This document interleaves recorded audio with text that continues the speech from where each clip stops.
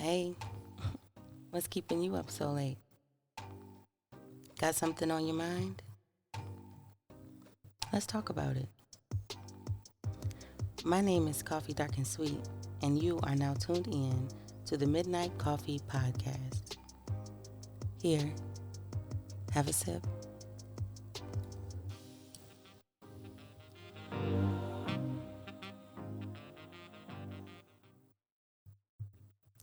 What up, though? And welcome to the Midnight Koffee Podcast. Here we have organic conversation with the purpose of grounding us all to our common sources as we ascend into our divine purpose together. My name is Koffee Dark and Sweet. I am your lovable host, and I am also a poet, chef, an entrepreneur, mom, blah, blah, blah, blah, blah, blah, blah. Yes, we all have many things we do and create an impact and an income out of. And so I just my intention as a person, as an artist, as an individual is to exist in a multifaceted servitude. I choose to do that creatively in as many different ways that I possibly can. As usual, I'm at the Shahcast Network. There are always the right people in the building here. Speaking of who's in the building, we have Ettafly Espy from Sweet Potato Sensations.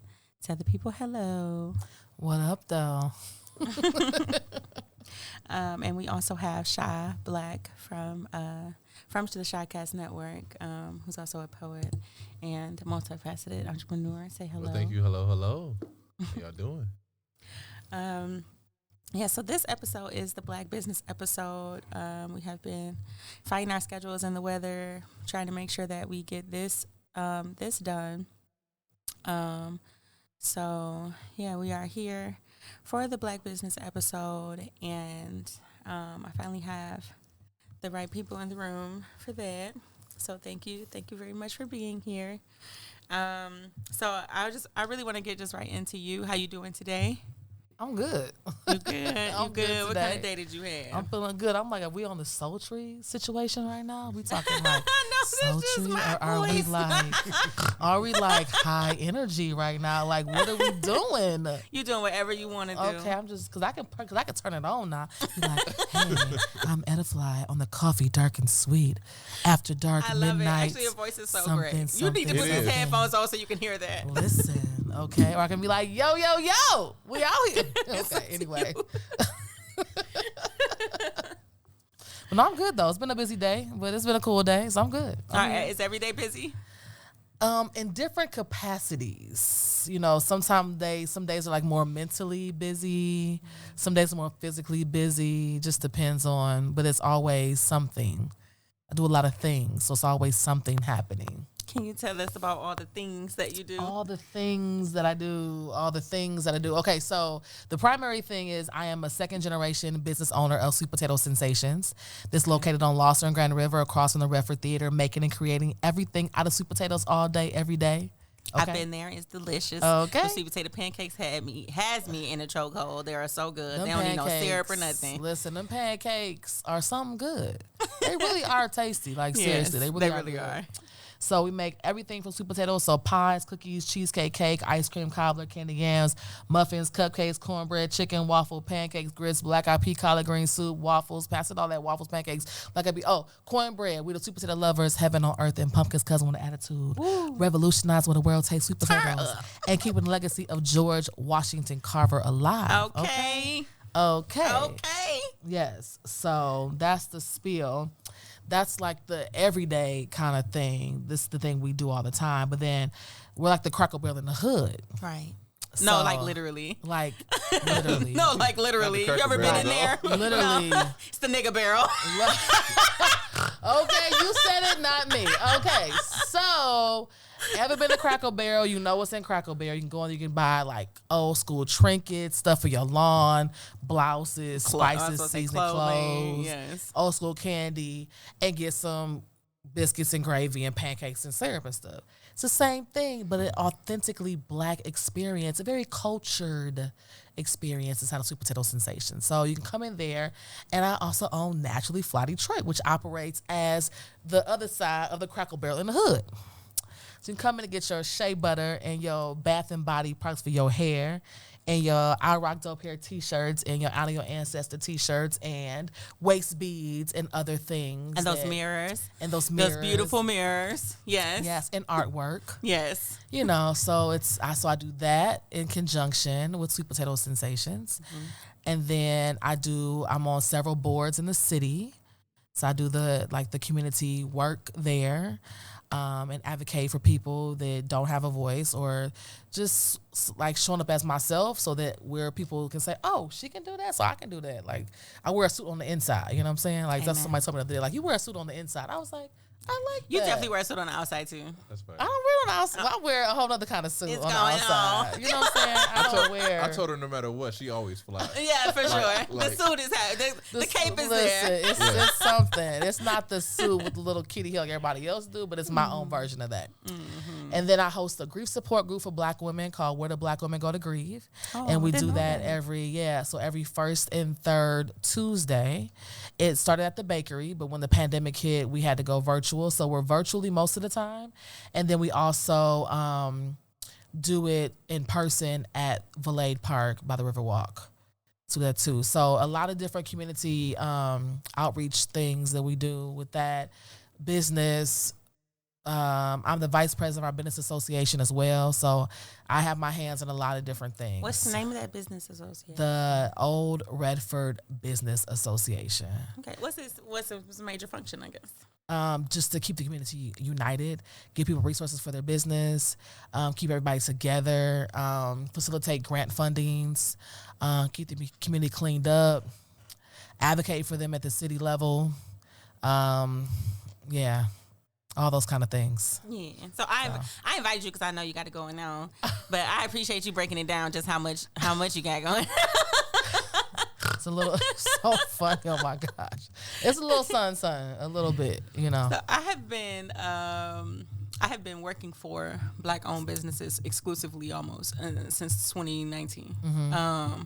Best decision, worst decision I've ever made simultaneously. Yeah. I will never stop doing it. I really don't care what is happening, you know what I'm saying, what I go through or whatever. It provides a different level of enrichment to myself as a Black person, and also as an entrepreneur, to have that hands-on experience that you don't normally get when it comes to being an employee, right, and trying to transition into an entrepreneur. Yeah. So I have heard, you know, people, the most common phrase is, the streets be talking, right? So I've heard so many things about so many different Black businesses, but I haven't necessarily heard anything noteworthy about yours other than how great it is. So how do you manage to keep that reputation so tight and so spectacular? That's facts, though. Yeah. Yikes. I never noticed that's that. Heavy. Oh, no, that's why you're here. I never noticed that. You said that. Oh, my God. Yeah, I never noticed that. That's fire. Whoa, that is... Oh my God. I noticed that you say you were second generation, and I feel like most Black businesses are operating in the first generation basis. Mm-hmm. So you do have that to your benefit. Yeah. How does that affect the way that you do business? Well, my mother and my father started this business when I was 5. My sister and I, Jennifer, I had to shout out to my sister because my sister's in the back cooking everything. She's measuring in a village. Out everything. Y'all heard that? A village. What? And people always see my face and think it's just me, and it is not. My sister is a huge part of what we do. Like every egg that gets cracked, every thing of sugar that gets measured, every sweet potato, it's all the things. So there's hands that touch these things, like hands of love that touch them. And we all have a role in that, and people always see me. So I have to make sure they know it's me, my mom, my dad, and my sister, and our staff. This really operates as family that helps us make all this happen. It's not just me. I got to make sure I say that because people are like, oh, it's just you. I cannot do all this by myself, and I don't want to. who I don't want to. wants to. Everybody has this idea that they want to be self-made and get it out the mud, but people being dirty This whole get it out the mud situation. It gotta die. Like, why we have to get it out the mud? I'm over it completely. Why do we this struggle attitude that if you had to struggle, it makes your story better than somebody else? Like, okay, that's on the situation. I'm over it completely. You can get into it though. Yeah, it's like it's okay if you didn't. It's okay if you read and you learned and you navigated and you whatever. Okay, anyway, let me just, The amount of great things that you are able to do alone are multiplied and magnified when you have a team. You look at somebody like Beyonce and you think this is a spectacular person with a spectacular work ethic, and all of that is true. But Beyonce have helped getting her clothes on. Listen, she got a team. She did not change for them outfits off stage by herself. It's people that's putting her breasts in order, putting her toes in these and them stockings and them shoes and making everything. sure she is operating in her function. You gotta have a team. Yes, you got in the right one. You gotta have a team. You have to have the right one. So anyway, the question was, what you first said, that's heavy because, how do you keep your reputation so right and tight? Listen, I don't even know how to answer that question because, oh my God, that is so deep and like so good, but so like, right out the gate. We got you know, like, wow, like, yikes. I'm so, because, you know, like my mom does stuff a certain kind of way and she has already laid that foundation. And so when I see people starting businesses and they have a certain language in their business, it's like, if it was mine from the jump, my language might be different. But because my mother started it and the way in which she founded our company in Christ, in the church, in family, in prayer, in everything. I can't always say how I may. I gotta follow that same, which keeps us there, if that makes sense. I would have never guessed that you had that kind of Christ, godly foundation. Yeah, I mean, I think every Black person, in a sense, even if we don't.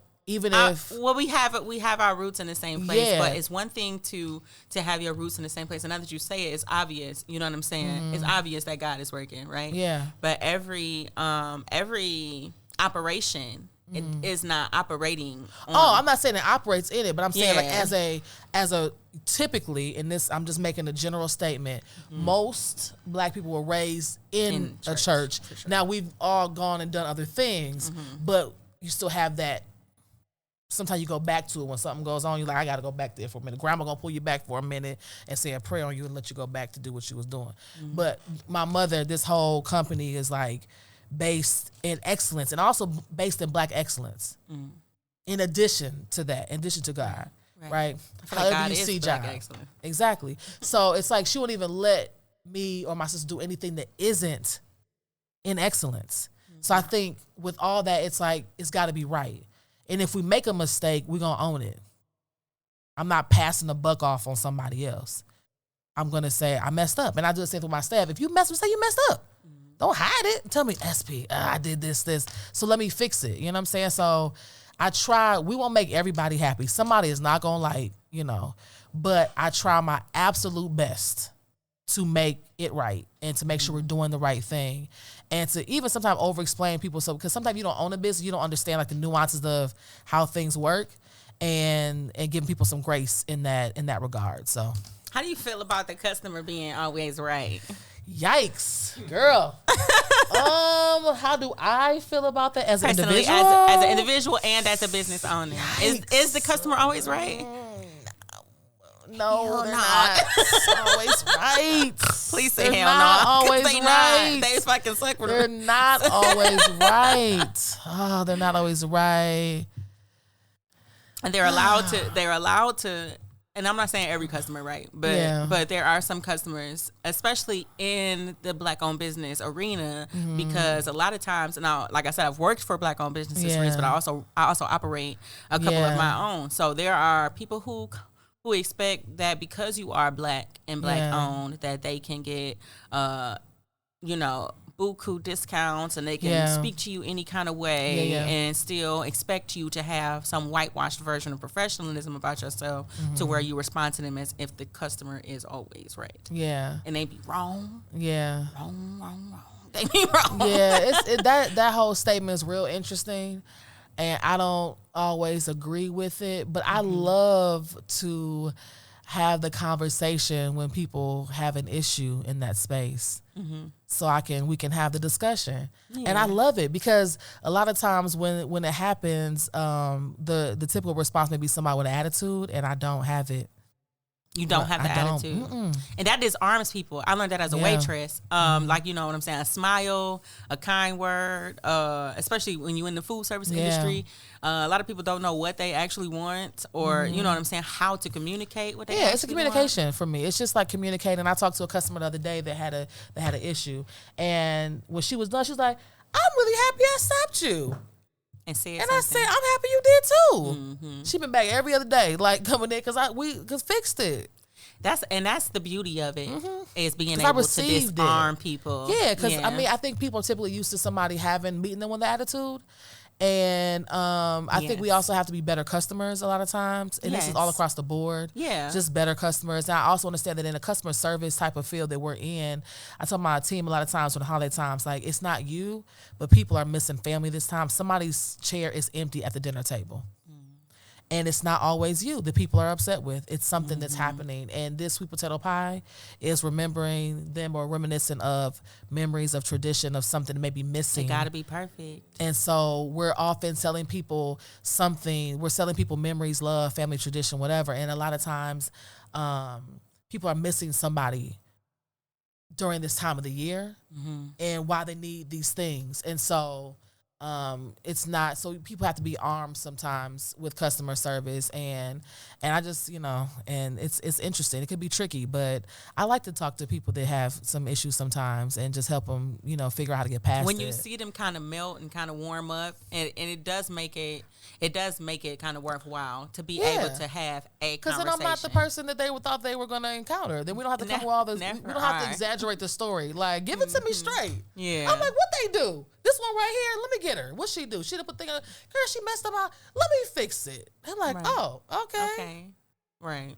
It's okay. It's all right because we make mistakes. Yes. We ain't perfect. We trying to get it right like everybody else trying to get it right. Right. Just because somebody owns a business does not mean that they are like 100%. Perfect. Or they have these standards. We're trying to figure it out like everybody else. We're trying to figure it out like everybody else. And so I just want to I know that I'm in a legacy business and my mother and father, but my mother who actually like created the recipes, most of them, my dad created our chicken and waffle. My sister created all the cakes and whatnot. I just talk about it and sell it and make sure that it's correct and all the vibe and the feel.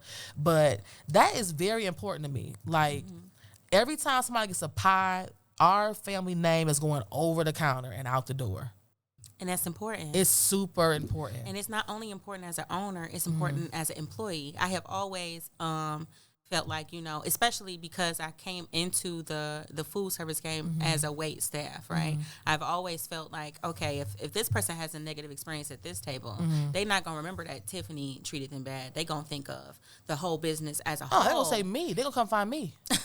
They like, forget Jermaine and Anna and Jada. They're like, where Espy at? Where's she? We're the owner. Personal, very personal. Oh, it's real personal. Right. But, I mean, even if it's not like your business, like if you working for somebody, then every single guest experience has the potential to increase your wealth or take away from that if you allow it to, or if you don't. Yeah. Because I've had to numerous occasions step in for other people who might have been having a bad day or may have been what I'm saying, a little confused, because I understand that whatever experience you having with Jessica is gonna make you not come back to this establishment as a whole. Yeah. And not only are they gonna not come back as themselves, they're gonna tell 10 people not to come here. So that's all of that is money out of my pocket to me. So I feel like a lot of business owners, especially when you are like up close and personal with them, like you are in most small and black owned businesses, they tend to be a little bit offended by the fact that I take everything so personally, because I wouldn't do anything. I know it's not mine, but as a person, I feel like I'm standing on this product. Well, that's I'm like your representing values it. and your morals right there. A lot of people don't have that same thought process. Like, it is not mine, I don't care. Yeah. But we have to, I can't tell people to care, but we should care. Because you never know when it's going to be yours. And when the tables are turned, right. It's an interesting vibe when now it's yours. Now it's like, it's almost like when you're a kid, you leave all the lights on because you don't pay no bills. And now when you get old, you be like, turn these lights on around here. So now you care about these lights being on. Right. You know what I'm saying? But also, I feel like we need to also meet other small businesses, Black-owned businesses with grace. Because a lot of times I get this is something I get, and I always want to talk about it. Here's the thing too. I don't say everything I really want to say sometimes. I need you to do that right now. Here. Because people say things out of context sometimes. I just try to follow what my Black mama say. I just be like, I'm not gonna say that. You know what I'm saying? But we have to. This whole, like, I asked myself the other day, I be trying to support Black-owned business, but we go and support every other business. Pick one. I won't name any. Pick any business. Let's go with Walmart. Let's go to McDonald's, right? Okay. McDonald's will so mess much up your shadiness behind that. Oh, they just mess it up. Mm-hmm. Your fries will be cold. They forget your drink. They put ice in your pop. You mad, but you'll go back another day, another day. Mm-hmm. But if another business, small business or Black-owned business, has an error 2-3 times, you cut. Maybe. Not only do you, and it's like not only do you not go, but you read them for filth. You make sure everybody knows that you had this negative experience at this Black-owned establishment. It really irritates me. Mm-hmm. I have been up and down and through it when it comes to business in general, but Black business. I've been up and down and through it. I will never exploit that. I would never say, hey, don't go shop here because this person feels this way or because this person did this specific thing. And it could be personally to me. Yeah. Just because Sam Walton and Jimmy John and all them the person who owned Chick-fil-A, they all got nasty roots. Nobody cares what they do. Nobody cares if they good people or bad people. So an owner in a small business is accessible. And they hold them to a higher level of standard than they do with companies who have, and they should be creating a standard because they have the bigger business. And nobody is holding them accountable or to the same standard that they do to small owned or Black-owned businesses. Accessible. We're accessible. It's just like, I think about Mia Ray right now. Because you know Mia Ray, right? She makes the handbag line. The handbag. And so you think about so you think about Mia Ray, you think about, let's say, Louis and Gucci and all other things.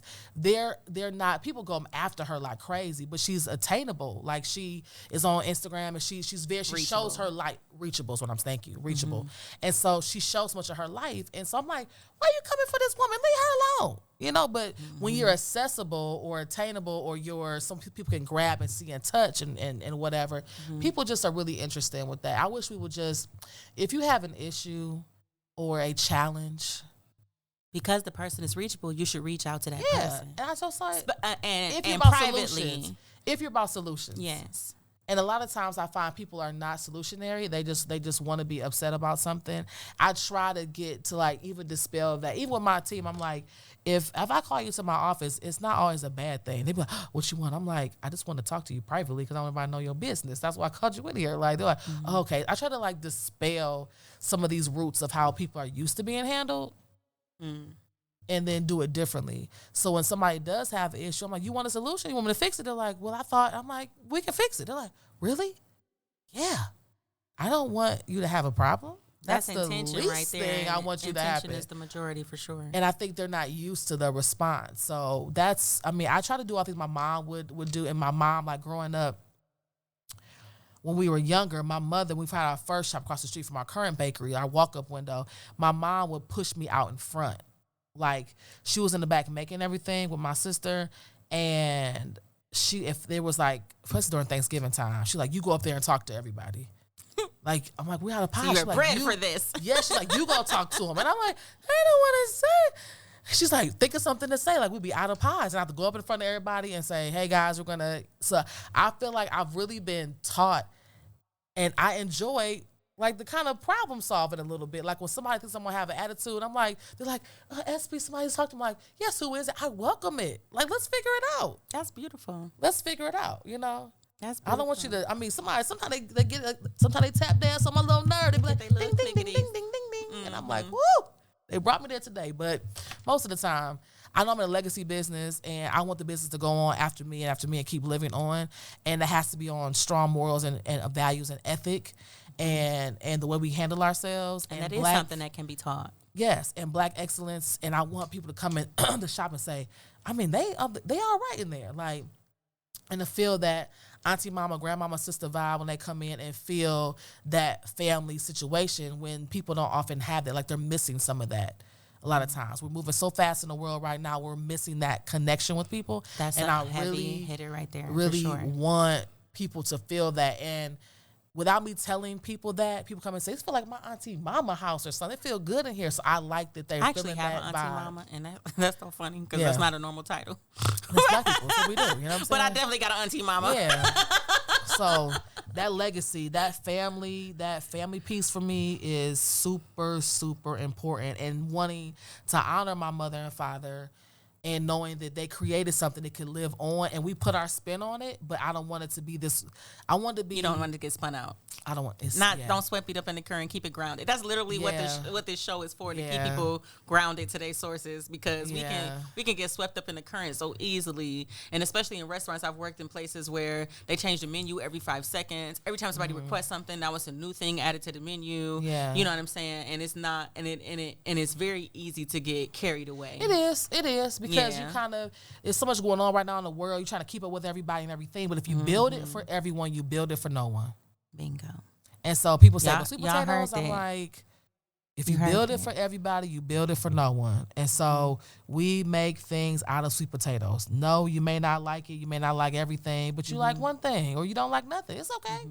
Go somewhere else. You know, I'm so not offended by things. So not offended. You really have to have a tough kind of skin if you're going to be servicing people in general. You have not even in the business aspect, but a lot of people don't look at the things that they are doing as a service. So you have painters and singers and all of these people who are operating as a Black business. Yeah.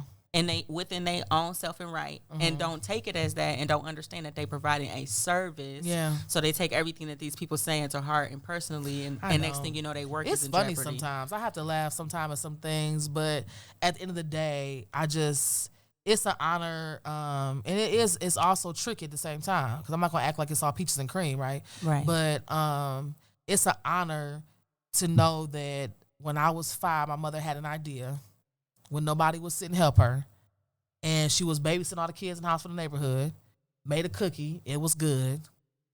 We 5 or 6 years old, in the back of the van, labeling cookies, dropping off at Rocky Peanut Company and Tradewind Video back in the day, going to Western Market, and to see my mother do all these things, and now to see people say, "Oh, Cassandra, you make cookies. That's so sweet. We're going to get a real job." And now 36 years later, my mother's still making cookies in a whole building that she owned, and selling pies all over the country, been on all these different TV shows, all different things. So I feel like, as for my mother who sacrificed so much to do what she's doing right now, the least I can do is keep that same energy for what she has created, her whole energy, the whole premise for everything. That's the least I could do. So y'all hear what she's saying. So why she does it and how she keeps it so well put together is her matriarch and her God. And they do not there's a lot of conversation about whether, God is a woman or a man or whatever that is. But I do know that you do need both. I was in a position where all I could do was pray. And as a response to my prayers, my mother showed up. Source energy, whatever the source energy all is I'm for saying. You. Listen, whatever hold the source. to what's really real out here, and maybe that is what a lot of people are really missing, and they, some people are really. They really stress themselves out about trying to be professional. And we all know that professionalism is a whitewashed concept that, it means you have to speak a certain way, behave a certain way, and dress a certain way. You don't fit in none of them boxes, right? But you operate one of the most professional Black businesses in the city of Detroit that I know of today. So, and crediting that to your matriarch and your God are very, very specific things that I want to make sure everybody hears and knows that is where that is coming from. You don't really have to answer this question because you did in so many ways already. But why be an entrepreneur? Why? So I don't know why. Okay, let me. You could have done a lot of different things. So I didn't really choose this life. This life chose me. Let me first say that, okay? Because let me tell you, I was in school at Benedictine High School in Detroit. I left and went to SCAD. I'm an artist. I did the art thing. I was in musical theater in college. I've traveled all over the country, all over the world. I taught conversational English in China. I was like, I am not moving back to Detroit. I am done. I'm not doing that. I'm not running no business. I lived in Connecticut. I work with at-risk youth, worked at a bookstore. I was in a band, okay? I'm doing all the things. I'm out here living all over the country, all over the world. And then my best friend went and got married, and I was like, I guess I got to go back home. So I came back to help. My daddy was like, we're like a three-legged dog without you. We need you. I said, a three-legged dog? You being so dramatic. He is so dramatic. We need all of this. I came back begrudgingly. But I feel like Detroit is like so freaking dope though. Like I feel like people sleep on us so much. It really is the city of excellence. It's so dope. Yeah. And so I don't know if I guess I'm an entrepreneur. Yeah, I guess I don't even, it's so funny. Like I just kind of do what you do. Yeah, it just kind of happened, I guess. Mm-hmm. But I do want to say, because I say this a lot recently, when we were heavy in the pandemic, because we're still in the pandemic, kind of, sort of. People said, when we come out of this pandemic, you better own your own business. Being an entrepreneur is not for everybody. It's not. Everybody should not be one. Because if everybody is one, then who works for it? The workers? And we need people great that want to support. For sure, I have a really good friend, Tammy. And people always say to her, like she should do this and that and the third. It's like, Tammy is such a supporter of small business. Mm-hmm. She supports me in the farmer's market. She supports me in Naturally Fly. Like, she don't want to own her own thing. Mm-hmm. Like, it's nothing wrong with someone who wants to clock in and clock out. Yeah, and not worry has about that payroll time and lights position. And this and that. Yeah. But it's a special, crazy kind of person that's like, you know what? I want to do it myself. I want to do it myself. And both are necessary. And in both. Yes. One doesn't have to be studied because of the other one. You can be a team member, or you can and support the person because you have the expertise they need in their business and they want to pay you the big bucks for it, okay? Or you can be the one that says, I have the crazy idea that needs you. Right. And both are necessary. And run a team. And exactly. what kind of person do you think should be an entrepreneur? Like, what kind of qualities do you think a person would have to be an entrepreneur? What kind of qualities? Oh, my goodness. I think maybe a dreamer. A visionary, for sure. A visionary. Most definitely. Yeah. That's the first step, right? Yeah. Yeah. But I don't even know if I think you have to have any set of, I have to think about that because I don't really know. Because I think I've met some of the most interesting people that are entrepreneurs. And I'm like, some of the most unsuspecting people that have good business sense, that have a good or can have good foresight, can see things before they come into fruition. Like they know this is a good business concept or idea. I always say passion over profit, because if you really, really love it. Right. Some people get into it for money quickly. Right. And that's how you stop yourself before you start. If you go into anything, literally anything, but more specifically business, if you go into it under the guise of, I need to make a bunch of money, and you will fuck yourself and your shit up. Yeah. It's inevitable. It's just not the reason to do literally anything. Right. Because when you're doing what you're supposed to do, the money gonna come.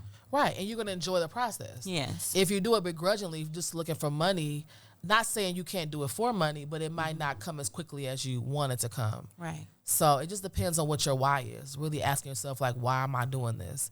And if you if you have a really good idea. And I was sent one of my friends an article the other day. It was talking about like lame businesses.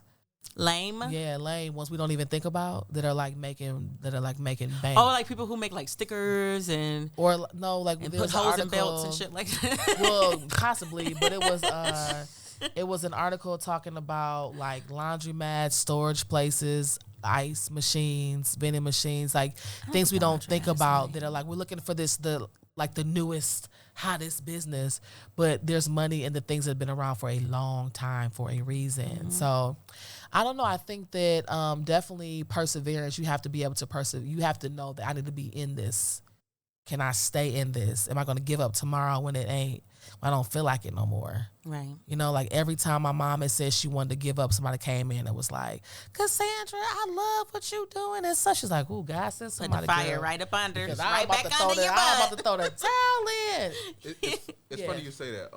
When the pandemic happened, a lot of small businesses suffered or closed down. How did you navigate or survive the pandemic? Ooh, that was the worst time ever. I think that's, okay, so I feel like that is when I felt like a business owner.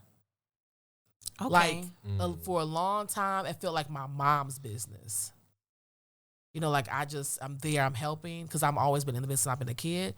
But then it's when I felt like I had to make decisions and just figure things out. And that was such a shock. I never probably cried so much in business before until we had to send people home like in March and not knowing what's happening. And when, you know, when you don't, like, you know, you're not open, you're not making no money.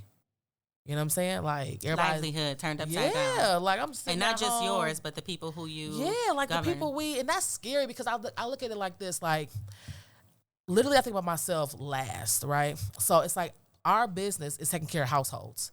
Right. That's when you're in charge of like 10 people's household. Man, that's a pressure. Huge responsibility. And I don't want to cut you off, but I want to make a mention of that and say I've worked, like I said, I've been in black business for a minute, and there's one thing that is for certain. I've seen some people would consider to be horrible people, right? And business gets slow, and they start paying their employees out of their pocket. God's work. I don't care what nobody say. You know what I'm saying? So there are things like that would separate a small business from a larger business that people not really looking at. Yeah, it's a lot of it's a lot that goes into having that many mouths to feed. Yeah, it's like when you start looking at those things and just make sure everybody's gonna be okay. Right. And if you actually care, because everybody doesn't. Right. Yeah, and I feel like, you know, my mama is a whole angel. I said my mama sits at the right hand of the Father, okay? Amen. I said she's like Jesus, and my mother is like right there, like, as far as I'm concerned. So I get that from her, like, you going to be okay? Is everybody good? So that was a hard, oh, my God, that was hard. We were closed for like 2 months. That was like, now, on the same token, because we work so much, to have the opportunity to be still was nice. Really? Just to be at home and just to be sitting there and just be like, oh, I don't have to do anything. But at the other side, it's like there's no money coming in. People are laid off from work. Are they okay? You know what I'm saying? What's going to happen to your, because this we've been doing this for 30-some years. Like, right, it can't just go. What do you away do? Over no flu. Yeah, like, it was so scary. I mean, I was sick. I got sick during that time. You know what I'm saying? Like, it was just scary. It was just scary all the way around. And then reopening and having all these prerequisites and having to check people and check temperatures and wipe phones down and wearing masks. And so we're also a very family business, right? So we know a lot of our customers by name. We're a touching business. So I hug customers. I take food to the senior citizen home for customers.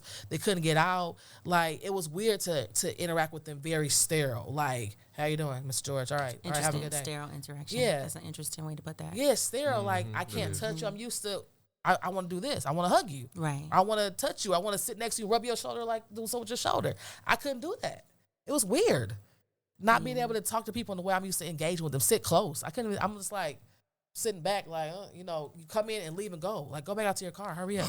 You know? Because everybody was scared of everybody, you know, for a long time. Scared of people. Still are. Yeah. The pandemic did a lot for us mentally and physically that a lot of people are still realizing the ramifications of. Yeah. Including me.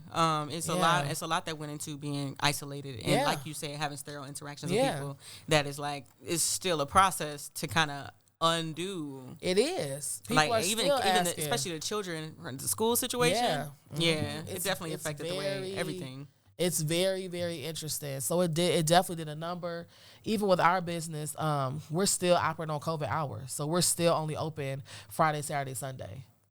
Really? I didn't know that. Yeah. Me neither. We were open Tuesday through Sunday from 10 to 7. We're now open Friday, Saturday, Sunday. So when are you going to open Is that up? based on you? Yeah, like what? Well, so it came out when we first came back from being closed for 2 months. It was just me, my mom, and my sister, and one cook. And so asking 3 to 4 people to do the majority of all this work, I mean, it's a lot of prep that goes into what we do. I really want you to know, just you saying that is a part of the reason why your reputation is still as clean as it is, because there are so many businesses who really do not care and will expect one person or a couple people to do every single thing literally. You can't. Like everything literally. You can't. Yeah. I get it. I mean, I hear it and I get it, but it was too much. And so what we also realized, I've traveled a lot, right? I've traveled all over the world. And a lot of other countries do not work like we work. No, actually, it's actually just an American thing almost. It's get that bag. It's hustle, grind. Yeah, it's I'll killing sleep us. when I die. Yes. I used to have that same thought process. Pandemic happened. I'm like, wait a second. And I've been telling my mom and sister for the longest, like, we need to enjoy life. We need to enjoy. And so what happened was we shortened those hours to what we could actually do. And what it's made not, sense. and it's doing good. It's doing well. And so my sister, like I said, who does like I won't say the brunt work, but does all the creating of things, right? It gave her some more flexibility.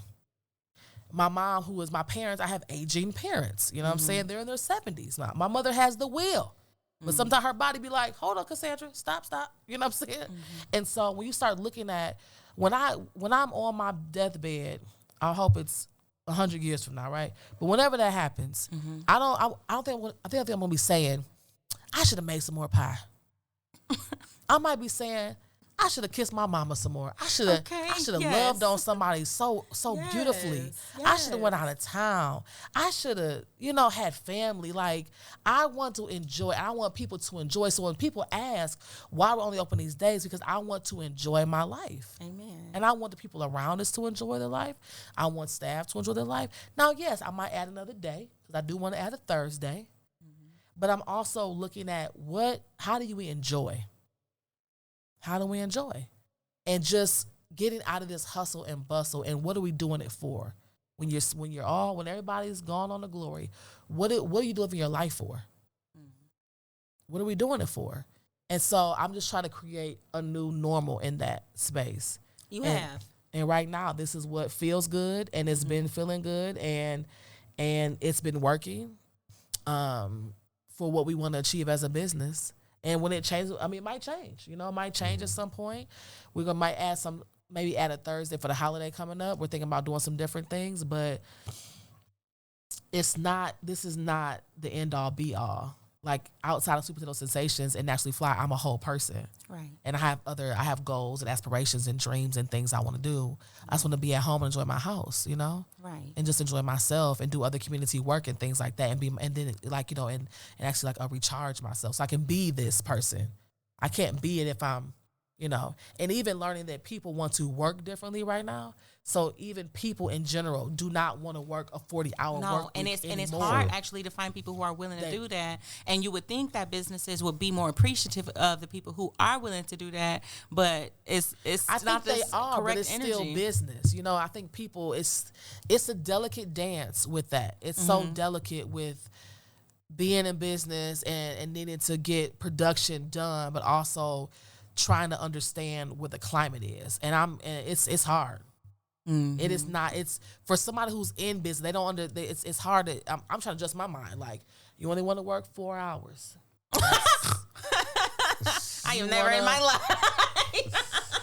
That really tickled me. 4 hours is too much.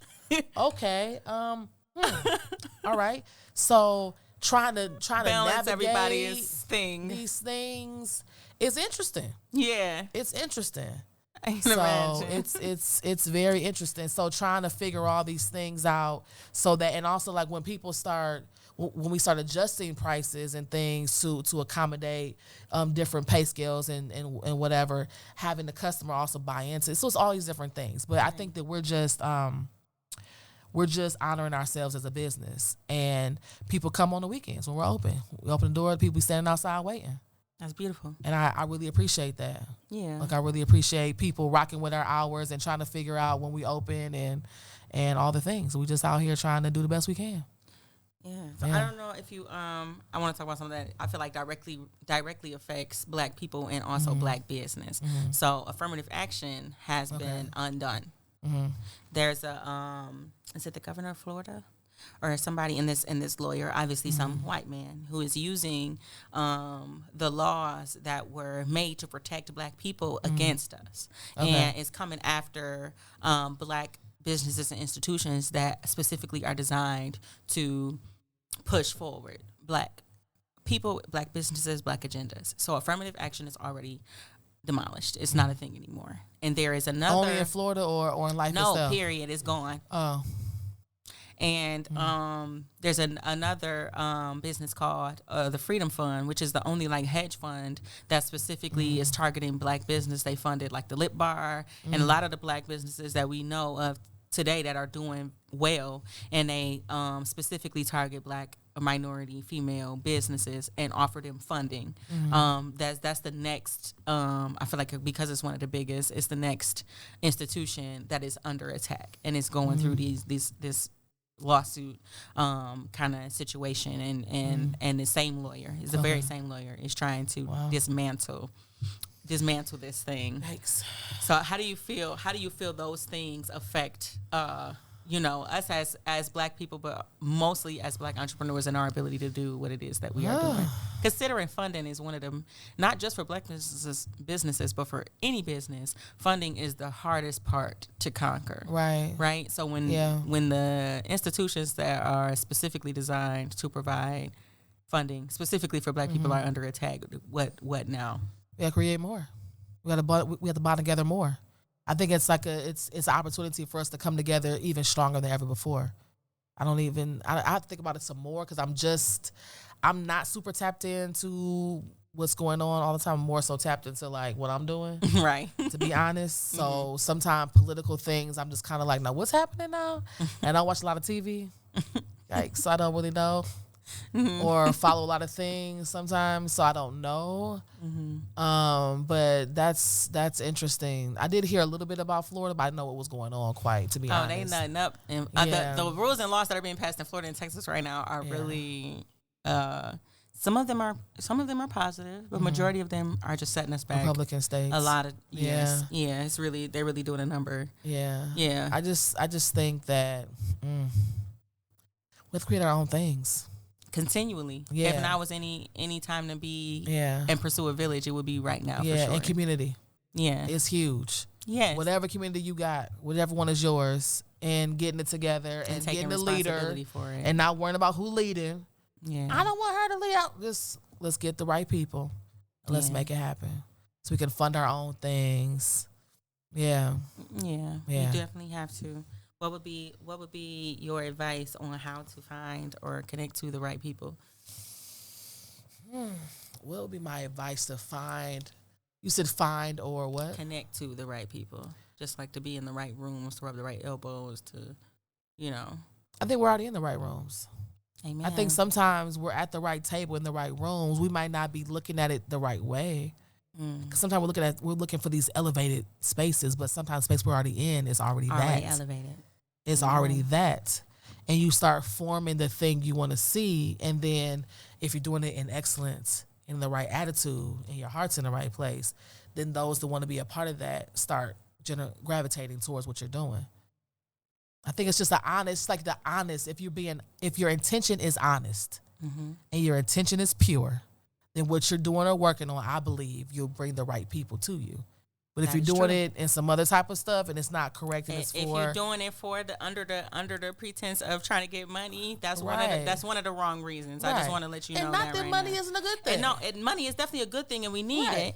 But if you're doing something, what's gonna drive you? What's really driving you? What is really driving you? And that's what I meant earlier when I said a lot of people don't realize that they are in service, that they provide a service, and service definitely needs to be at the forefront of what it is when you think about what it is that you're doing. That is how you find the right people. Shah, how do you feel about that? How did you find the right people when it comes to the Shahcast network and building all of these shows that you have built already? You know what? It was just about a feeling. I observed people like before I even asked them to like come on. Like I do some observations, some like, just basic observations, you know what I mean? Like who will be a good fit for what I needed to be a fit for. That's basically how I did it and how I approached the things.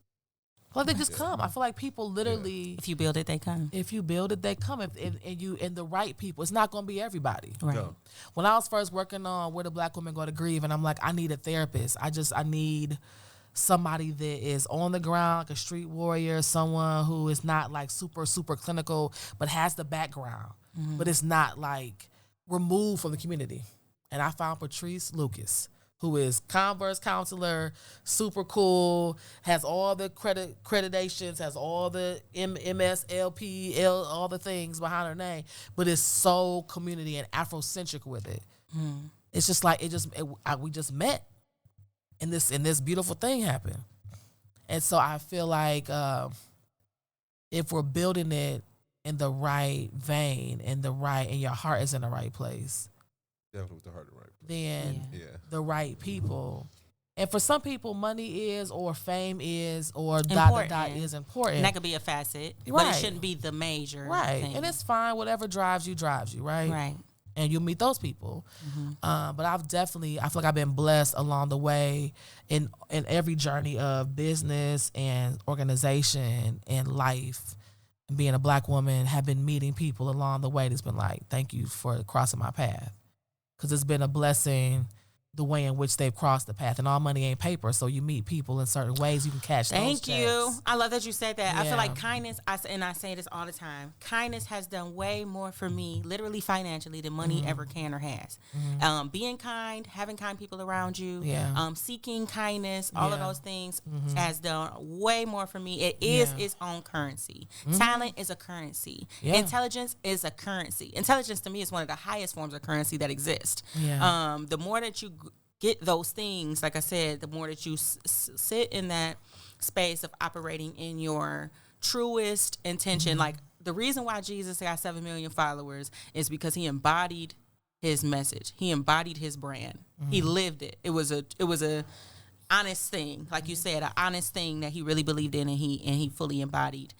So we have to make sure that we are living in whatever truth it is that we are attempting and being to authentic. Project. Yes. If you show up so I've always been a little different and present myself a little different, and it hasn't always been easy to be that, right? Because people expect you to be what they see, and seeing me hasn't always been like popular, right? But when I show up as myself, that brings people into my space, because they're like, oh, I can do that. I can be in business and wear my suit on the inside. You know what I'm saying? Like, my suit is definitely on the inside. Esque. You know what I'm saying? And so I feel like when you do show up as your true, authentic self. Like, I remember I was in a Goldman Sachs class in 2014, and I'm coming in as myself, but still like a little like, I don't know, right? Okay. And I'm wearing top hats to class. I'm wearing tutus to class with, I'm talking about badass business people that's wearing suits, okay, that's wearing kitty heels and slips and everything. And here I come. Kitty heels. Kitty heels for me. Listen, here I come with polka dot glasses on and looking like, you know what I'm saying? I was going to ask you if those are prescription. Yes, they are, okay? Y'all got to see these glasses. Listen, put my hat back on. I'm hot. Yes. Nice. Okay. Beautiful. So, one of my friends, everything will come in the same body. And so it's interesting because that class really pushed me for me to try what it would be like to just be who I want to be. I'm in a class full of, I would say, kitty heels, suits, pencil skirts, you know what I'm saying, suited and booted, and I'm coming in here like, hey. Top hat and a tutu. Hey. And they're like, who's this girl? Who is this? Okay. I love it. And so, but it challenged me to see how dedicated I was to my authenticity. And if people around me are doing everything else, am I going to conform to that because that is what we're used to seeing, or I'm going to show up as myself and let that be enough? Because you don't physically looking at you, right? Whatever people think professionalism is, right, it has nothing to do with. When I start talking, they're like, "Oh, there it is," and I'm like, like I'm on the board at Boss Blue downtown on Ferry Street, and I did. I had to introduce this. They have a 0 to 1 fellowship that's happening top of next year, so I did like this thing for yesterday, and that's what my friend said. You have a suit on in the inside, and because people will look at me and be like, "You on the board?" It's like, yeah, yeah, I am. I love it. So I just love to show up as myself and give other Black women, especially permission. I tell people very often, I'm a permission slip. I'm not saying be inappropriate. I'm not saying wear pajamas and I won't say the other word, but pajamas, a lot of the things out in public. I'm just saying that you can dial into what your particular style is and make room for you. And I enjoy being a business owner because I can. Right. I have that luxury, if you will. Some people don't, and I recognize that. But I have that luxury in business to make my own rules. Yeah. So my staff says, well, can I wear purple hair? I'm like, you asking me what? Yeah. And so I feel like that gives people the opportunity to be their best self. They can be themselves, whatever that is for them. So, because if you're not being yourself, you can't be your best self. You can't be anybody. Impossible. You can't be yourself at it's all. impossible. Yeah, for real. In a lot of businesses, Black or otherwise, do not make room for us to be ourselves. And I'm I'm one of those people who feel like encouraging individualism will actually, you know, what's the word I'm looking for? Project your business. It will catapult your business. Yes. So we are getting ready to close up, but I have to ask everybody, starting with you, Espy, if you have any closing remarks for us. First, I want to thank you as a Black woman, as a creative, as an entrepreneur. You are definitely inspirational in your personality, in your business, and damn near everything that you do. So definitely grateful to have you here. But yeah, any closing remarks for anyone who is in our position, in your position, or trying to be? Yikes. Closing remarks. Well, check us out at Sweet Potato Sensations if you need something to eat. You need to get a prayer through. My mama is on site getting prayers through. Okay. Come on now, on site giving hugs and prayers. Amen. Let me see. Closing remarks. I said all money ain't paper. If you build it for everyone, you build it for no one. Let me see what else I said the other day. I was like, that was good. My suit's on the inside. And be your true, authentic self. I'm really big on that. I'm really big on being your true, authentic self. Obvious. I'm super huge on that. Because I can't imagine what it's like not to be your true, authentic self and having to operate in a, and don't give in or up. Quit, cry, and come back. Quit, cry. I'm a power lifter. My coaches told me before, quit, cry, and come back. I'll be like, I'm not doing this anymore. And I'll be like, and I'm mad that I quit for like 5 minutes and I come back. All right, get this right again. So you got to be able to keep going even when your back is against the wall, because it's not going to be easy. It's not. If you're looking for an easy thing, it's not.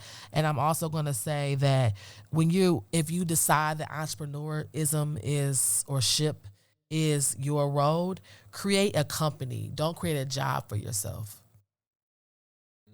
A lot of us, that was good. Black on both sides, create jobs for ourselves. We leave one corporate job for another job that's just a job for ourselves, unless you want to do that. Right. I just suggest we create companies where we are the head of the company. We're creating something that we are thinking years out.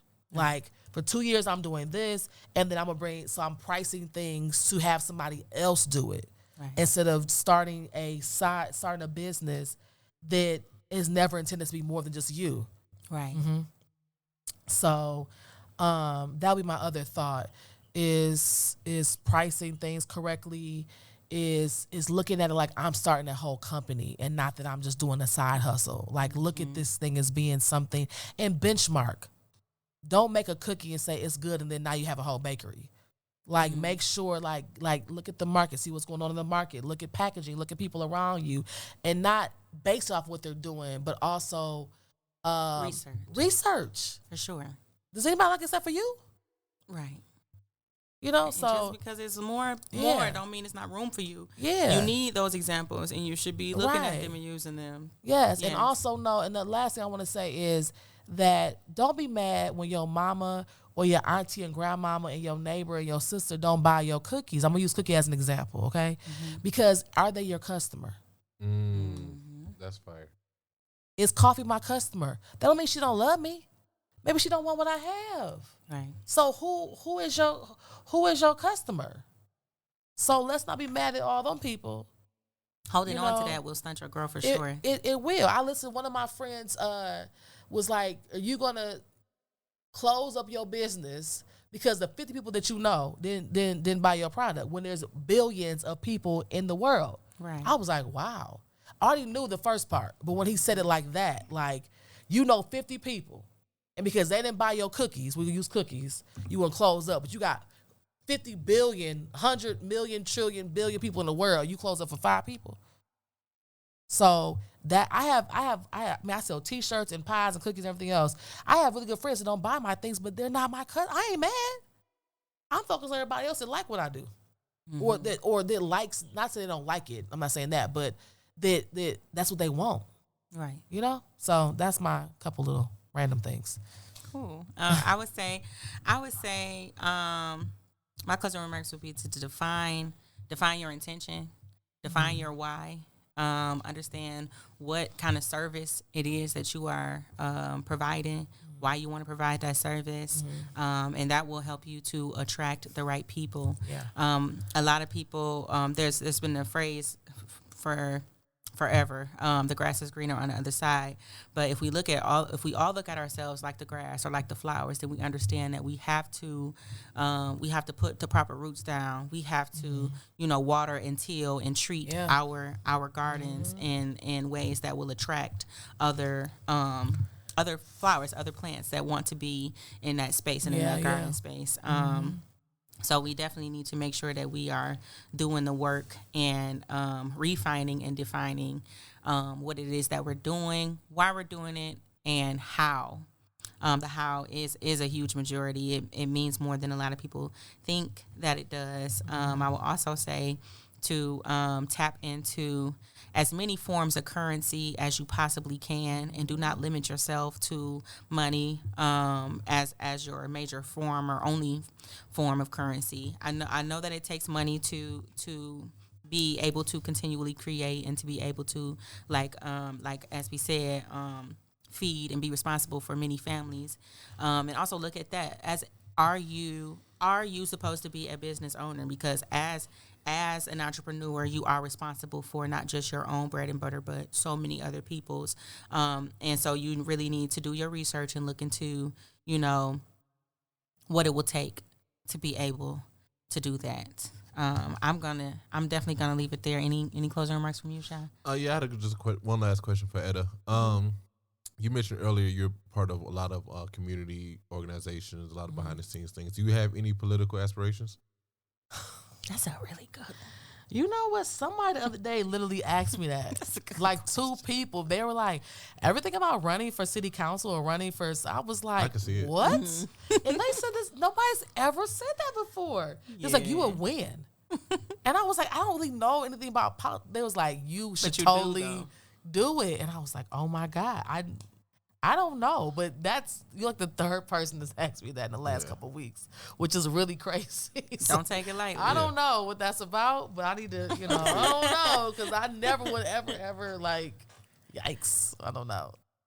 I said in a few years I may want to step into that, but I don't know. Maybe. I can definitely see it for you, for sure. You, your impact is intense, and you should think about it. Yeah. At least. Yeah, you should. Outside of actually coming into Sweet Potato Sensations between you said Thursday and Sunday or Friday, Saturday, and Sunday. 12 to 8. 12 to 8. Sunday, 12 to 6. We have family dinner. We have the fried corn, macaroni and cheese, catfish, all the good stuff. So, yeah. Church crowd. I like Yes. it. Outside I of like sitting down and enjoying some sweet potato pancakes and some salmon croquettes. Come on now. With the greens with the black eyed peas in them. Yes. We good. Okay. Outside of that, where can we find you? You can find me personally on Ettafly on Instagram. I'm Ettafly on Instagram, ETTAFLYY. You can find me at the gym. Hey. Listen, lifting heavy ass weights. I'm about to say, you really power lift, huh? I do. That's really crazy. power lift. That's what's up. I squat and deadlift and bench press, but my squat and deadlift are pretty good. Nice. Okay. Yeah. Okay. I'm literally, it's Shout a real out to thing. you. Salute. I know, Follow right? me. I don't do that shit. You so silly. People be like, yeah, you probably can't even lift. And what's the guy yesterday? He was like, you probably deadlift about 135. And I was like, times 3. Like, what are you talking about? Damn. He's like, dang. I was like, yeah. Okay, wrestler. All So, right. yeah. So, or Ettafly Espy on Facebook. Or just be out and about, just around. Catch her outside. Catch me outside. You won't miss her, that's for sure. sometimes. Yeah, I'm a little bright sometimes, you know. I love it. You can find me on KOFFEE_dark and sweet, no matter where you're looking. Also, Midnight Coffee Pod, one word. If you're looking for the show, if you're looking for any poetic or event curating things that I do, you can find me under Energetic Investments. And if you want some really good banana pudding or any other kind of dessert or any catering needs, you can find me under One Crafty Mama 313. Shy, where can we find you? You can find all of us on Shahcast Network on all social medias and YouTube. Follow for the videos and whatnot. Follow me on Shah Black, SHAHBLACQ. And for that, I told you would do. Good night. Peace. Good night.